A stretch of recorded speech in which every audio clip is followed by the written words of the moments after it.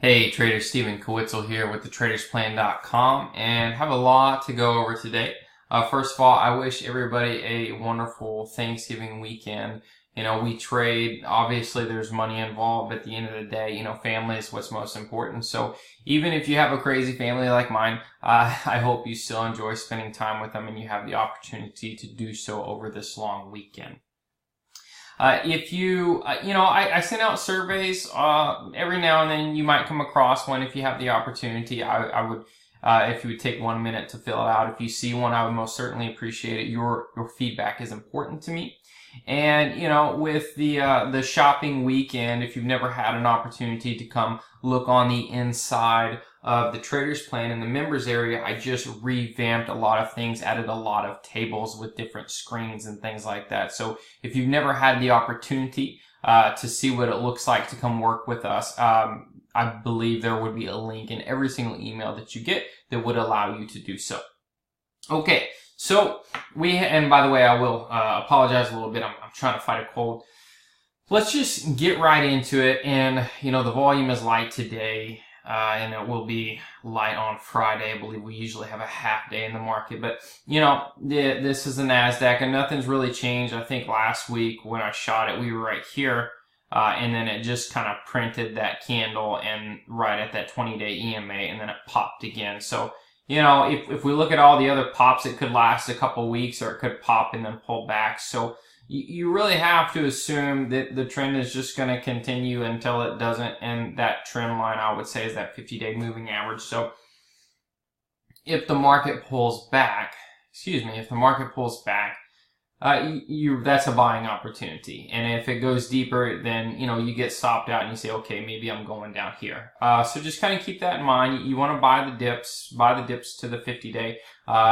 I didn't even realize it, but I bought a couple things today and made some picks to the subscribers, and next thing I know, I'm fully invested. And normally I like staying cash, but when an opportunity comes across my desk, if it's an actionable item, I'm going to go ahead and take that trade. No matter what I think the market should be doing, it shouldn't be this high, whatever. Every trade, and this is something I learned, I was really reading some trading psychology books. Every trade is a unique event. And no matter if you lost on the previous trade or won on the previous trade, it has nothing to do with this next trade. So if you see an opportunity, no matter what previously happened, you have to step up and swing the bat. So the Nasdaq, you can see volumes kind of petering off. It was pretty high last week, so we're just going to continue to watch, and it'll be light, but we are entering a very bullish period of the year, and I wouldn't be surprised to really see a blow off top in December. If there are some money managers that are underperforming this year, they're not going to want to look bad, so they might get aggressive, and then maybe we have a sell-off in January. I don't know, but I don't try to predict, but right now the trend is up, and boy, that is a nice looking trend.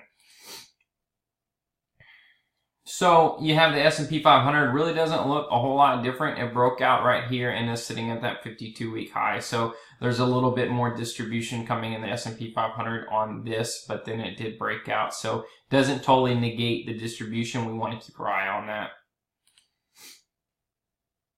Now the Russell 2000, boy, look at what happened here. It pulls back. You think it's going to crack wide open. I know I did. And then it just, it breaks out. But this thing, it's funny because it doesn't just break out a little bit and then peter around and then go up some more and peter around. I mean, this Russell 2000 when it goes, it goes. So you can see that this relative ratio versus the S&P 500, it broke out, meaning small caps outperform large caps. It came back, tested this trend line. I could extend it out here and then charged again higher. So there's nothing to dislike there. It's funny. I just want to say we're in a bull market. That's the end. Just everybody can go home now. But there's some things we definitely want to keep an eye on. We don't want to get complacent. The market's probably a little overbought. Maybe it pulls back, but December is a bullish month, so we have to maintain our bullish mentality unless proven otherwise. And it's okay if we get proven otherwise. It's okay if, you're invested and you slowly start to get stopped out of your positions. And I hope you have made a lot of money this year, so, just make sure you don't give too much back if that starts to happen, because at the end of the day, the only thing that matters is your account balance. And defense does win championships. And I know that's cliche, but I really believe that in the market. Oh, I say when you want to lose quickly and move on and get it out of your head. So let's look at some breadth. Let's look at the market breadth. So if you've seen the previous webinar, you see that the market breadth, okay, so this is the S&P 1500, and then you got the percentage of stocks above the 200-day moving average for the 500, for the mid caps, and for the small cap breadth, right? So you have this line plotting, and typically when it goes under 60, it's a correction mode, and you can see that small caps lead the way to the downside. So when the market peaked right here, or breadth peaked, and the market continued to go higher, so that was really an early warning sign, kind of a yellow stoplight. It says, hey, you know, you might want to be cautious because I got some secondary indicators that are telling me something else. But then if you look at the small cap down here, it came down and it touched the 60 level, and then it just charged straight up. So this is why I always say, like, if you see these secondary indicators that are screaming caution at you, they are secondary for a reason. Price trumps everything. So, you know, when you start to see these secondary indicators give way, you say, okay, now let's wait for the price action to give way. Then I'll respect the secondary indicator. But until that price action gives way, you just keep this stuff in the back of your mind. And just take note of it. I don't take action on secondary indicators. I like to take action on the price, and the price is completely bullish.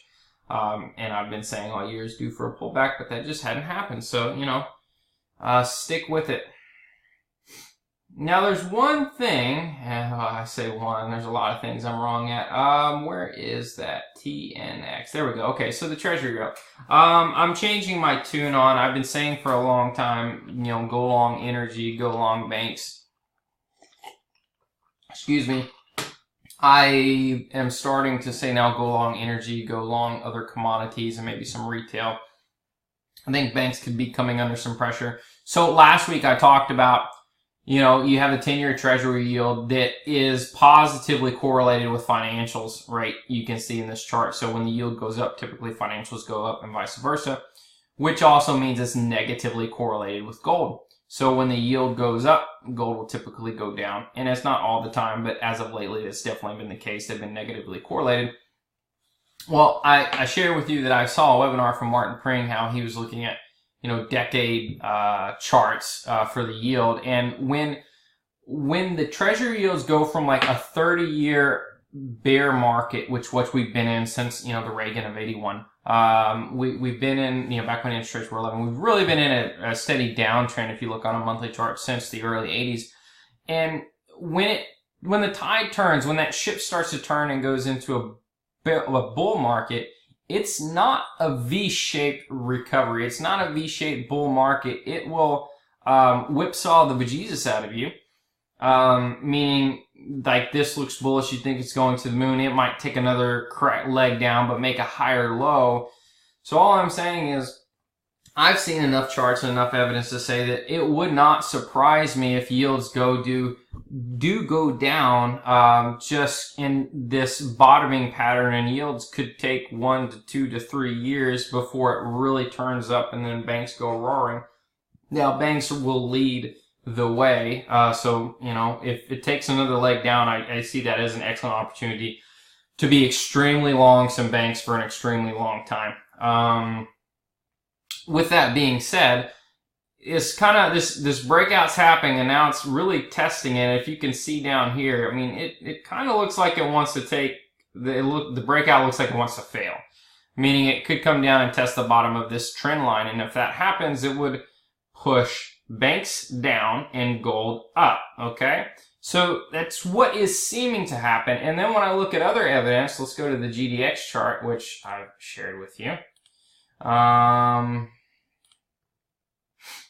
And then when I look at other evidence of the gold miners right here, I got gold miners breaking out.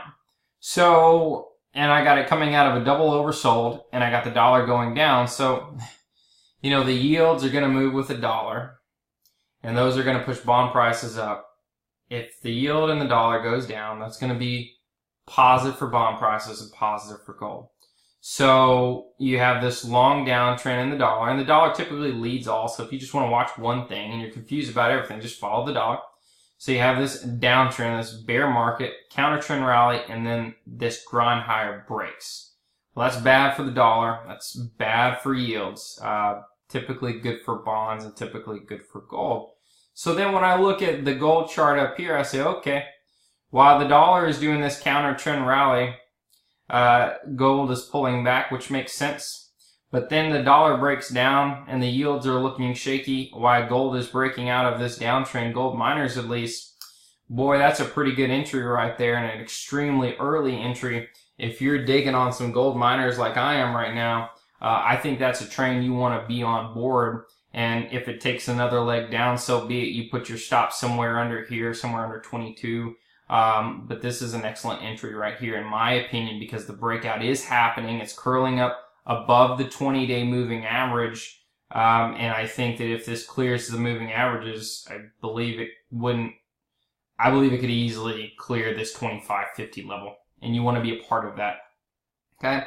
So the evidence is suggesting you want to look at, a collective evidence. You want to be objective as possible. I don't care if you like gold or don't like gold. You want to focus on the chart to see what the chart is telling you. And the chart is telling me that yields are shaky. The dollar is definitely looking weak, and gold is looking like it's starting to turn up. And that kind of fits in with some other commodities. So if we go to oil now, oil, this is West Texas, is up towards, it's up again today, but this is a lagging, this is 1 day behind. So oil is up around $58, so it's breaking. And we look at XOP, the oil and gas exploration ETF. We played this good, it came down, it bounced, we sold into profit twice. Now it came down, and I said last week, I'm still torn, because it came down and it tested this golden cross, which is a bullish crossover. I just hate the fact that how hard it came down.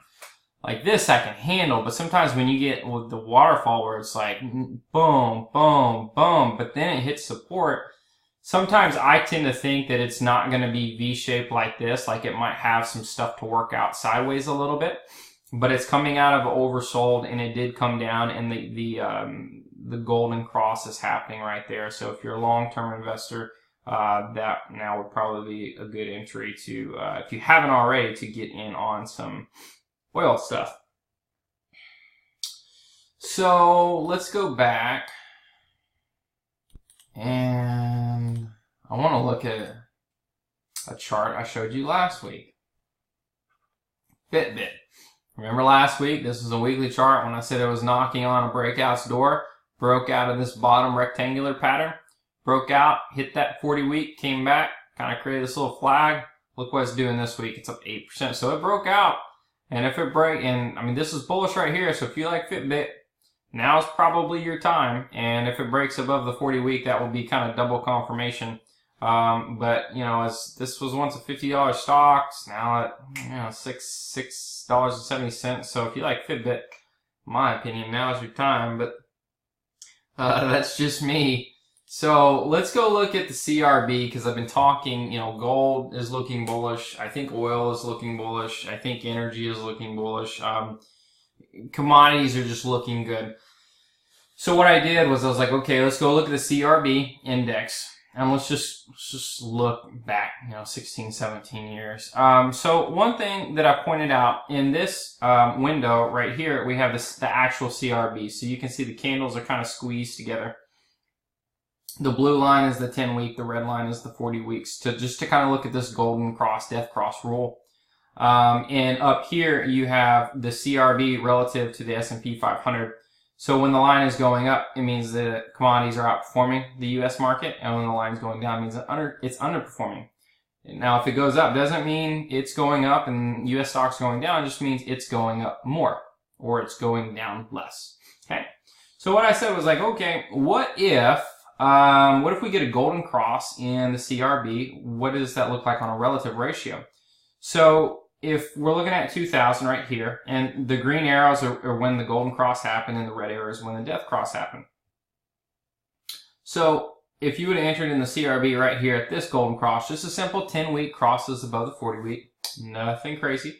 You'd have been in this trade for about, let's see, that was in the middle, that was at the beginning of 02, all the way to the middle of 06, so about 4.5 years, okay?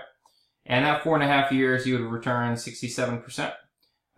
Pretty good average there, and that's cumulative, that's not average, so, you know, whatever 4.5 years divided by 67% is. So you get in at the golden cross, you get out on the death cross. And then there's some whipsaw, don't get me wrong, you're going to get whipsaw, but then you get in the golden cross and it goes way up. Look at that sucker. So you would have wanted to sell into some strength, and it comes down hard and you get the death cross. And then you got a little whipsaw around here, and then it goes up. You know, same thing. And then you have this long period from 14 to 16 where for 2 straight years where, I mean, this is a bad drop off. You know, commodities fell from 313 about 50%, right? And it's coming off the bottom. So now we're in this, you know, 8-month rise, whatever you want to call it. And it's really knocking on the door. Now could take a couple months for this to play out, but it's really knocking on the door of, you know, about a 2-year high. Okay? Well, now let's go back up to this window pane, and you have, when this golden cross happens, I drew a box, okay, when the golden cross is happening. So when the golden cross happens, you can see, it's not straight up, but you can see from left to right, for the most part, commodities are outperforming stocks. So when the commodities are in a bull market, for the most part, they're outperforming stocks.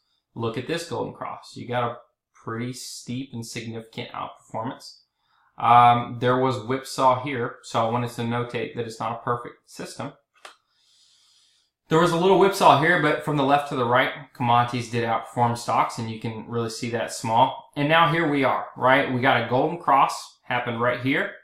And now what happens? Well, I just keep trying to show you these charts to just show you we could be very early in a multi-year commodity run. So, you know, if we just look at history, you know, and whipsaws can happen. If we don't get whipsawed, commodities can outperform stocks over the next 3 to 5 years in a pretty significant way, as long as we don't get whipsawed. So I'm not telling you to go out there and buy commodities, you know, blindly. There's a couple ways you can play this. Emerging markets are typically tied to commodities, you know, obviously gold and oil and things like that. But, you know, when I look at gold and oil, and then I look at, you know, world stocks are outperforming the U.S. stocks, and then I see the golden cross on the CRB, and then I look at all this stuff, it's just the evidence is there. The evidence is there to support that commodities and world stocks could outperform the U.S. stocks over the next, you know, couple of years.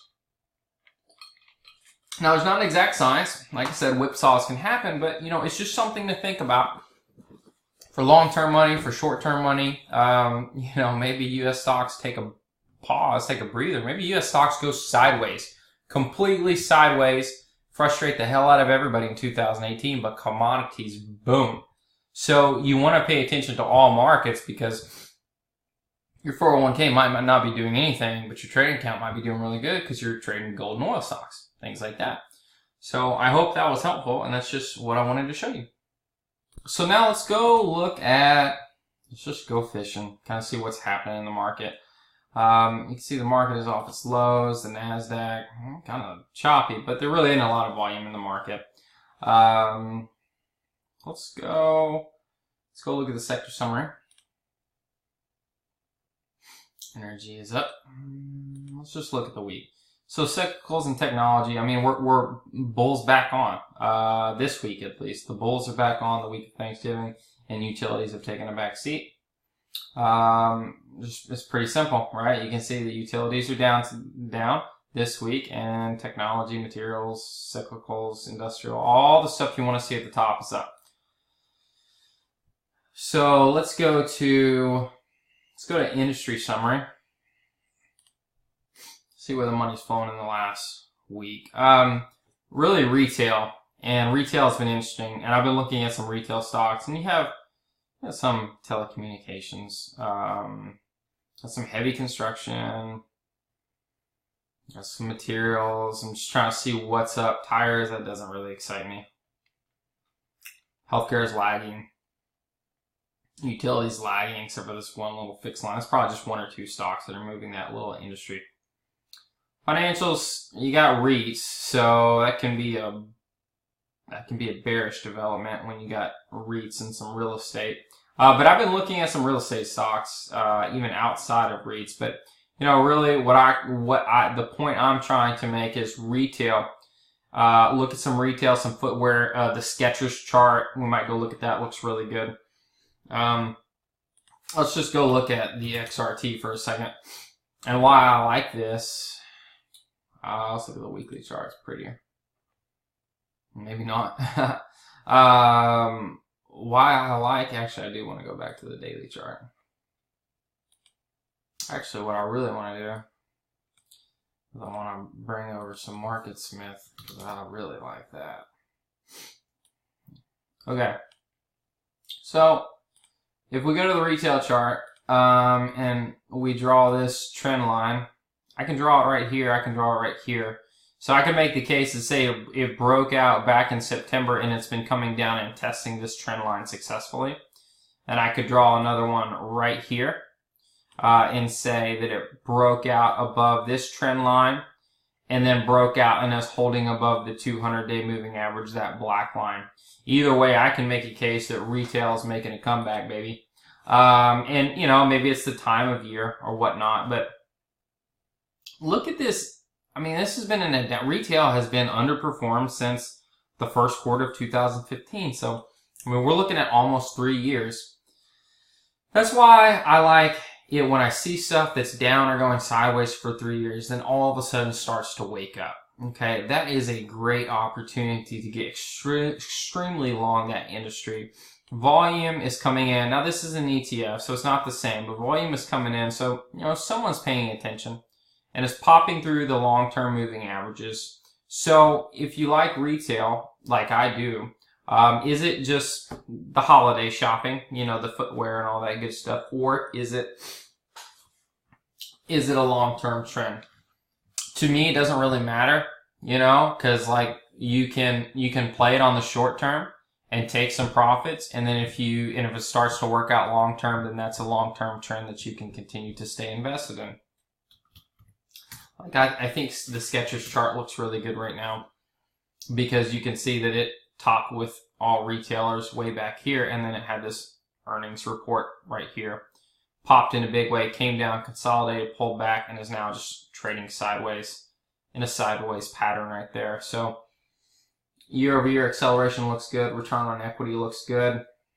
Sales are looking good, and then you have that one negative earnings. So I don't know what was going on here. I didn't read the charts, or excuse me, I didn't read the news. And then all of a sudden you have an earnings pop, and that's where that happens. So this could be a long-term turnaround. So you have a lot of these retailers, and it could almost be like the oil stocks. The industries are just under so much pressure. They cut and they just trim the fat wherever they can, and they become a lean company. A efficient company financially. And then all of a sudden, when they just get a little wind behind their backs, because for 3 years they've been, shaving jobs and shaving everything, and I don't, recommend that, obviously, but, sometimes these big box retailers, that's what they have to do to survive, to compete. So for 3 years, they just try to make themselves financially efficient, and then all of a sudden they get a little wind behind their back and they're looking really strong. And I think that's what's happening. One lesson I really want to talk about today is called makers versus takers. Okay, this is my little lesson plan for the day. And when I was creating my book, Expert Trading Systems, a couple years ago, I interviewed a guy named Brett Rosenthal from Rosenthal Capital Management. And he's a hedge fund guy. And I was interviewing for my podcast, and some of the things he said, sometimes you listen to so many people, there are just some things that stick out. And he was talking about in this interview the difference between being a maker and being a taker. And I never forgot this interview, or the details of it at least. And what he was saying is, the average investor like you and I, I'll call ourselves the weak holders because we're not holding 1 million shares of one stock. We think like a taker. So what that means is when stocks break out of consolidations, that's when we enter our orders. We're thinking like a taker, that's when the makers are selling to us. So weak hands, when a stock breaks out and we're like, oh, it's time to jump on board, us, the takers, the makers are looking to sell it to us, right? So he was talking about this, think like a maker and not a taker. So I'm going to look at some stock examples to kind of show you just what I'm talking about. And I want to look at Global X Uranium because we just made some good money on this in the newsletter. But this is just really a perfect example. So, this ETF, it broke out of, this downtrend right here last year, or excuse me, a couple weeks ago. Most people might have bought it up here, right? And that's where the makers, so you buy it on the breakout, the takers are buying, the makers are selling. And then it pulls back to this level right here, which is also the support zone. So when the makers are selling up here to the takers, and the makers are buying back down here, and then it breaks out and so forth. So the point is when a lot of the individual investors say, hey, look at this, it's trying to pop. You can see it briefly popped above the 200-day moving average. That's great. I'm going to place an order. That's the taker mindset. And I have that mindset too. So I'm trying to kind of think of, where the maker is going to move me out. Whereas the market makers, they're saying, hey, this is going to be an excellent job to unload, an excellent time to unload some shares because all the weak holders are going to be buying this breakout. And then when we push them down, like we did, shake them out, like I'm sure it did a lot of people, we're going to re-enter. So, in other words, think like a maker, not a taker. Where is the maker is going to try to shake me out? Should I just ride their coattail and try to buy the shakeout? Because you've heard me say buy the shakeout. And that's really connects with the maker-taker mentality. So let's look at another example.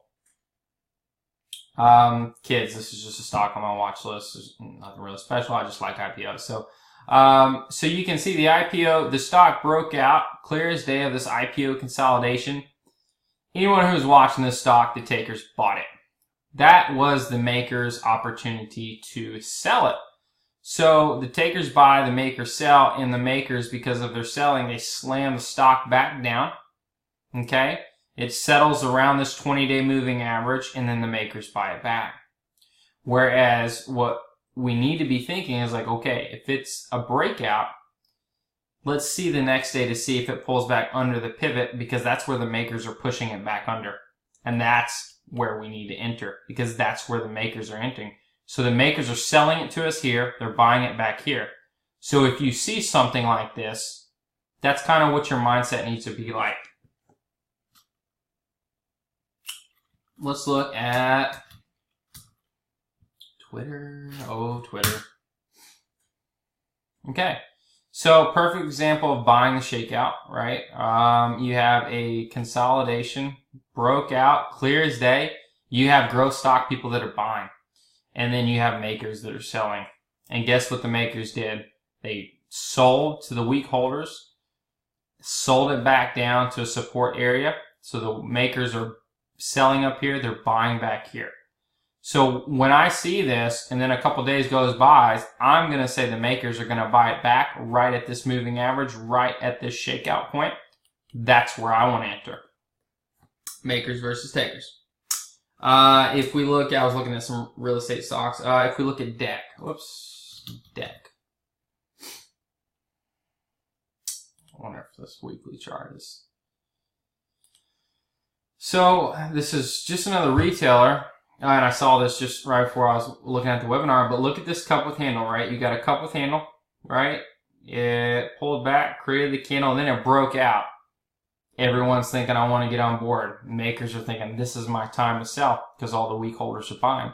They sell it back, they shake you out, they buy it back at a support zone. All right, and now is the time that it's working. Now is the time to break out because the makers shook you out.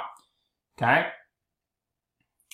One more stock that I want to look at. So, when you're looking at a stock and you're looking at buying a traditional breakout point, what I always look at is like, okay, where am I going to get shaken out of? Where's the market going to take my money? Where are the makers going to try to mess with me at?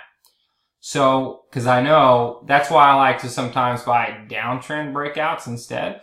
Because if you buy the breakout, and it gaps up something like this, I'm going to guess this is where I want to buy. I want to buy that first test of the pullback, okay? Because that's probably what's going to hold. Whereas if you buy a horizontal breakout, that's really where the makers are probably going to try to get you. So it really has to be an extremely strong bull market for horizontal breakouts to break out and just go straight up.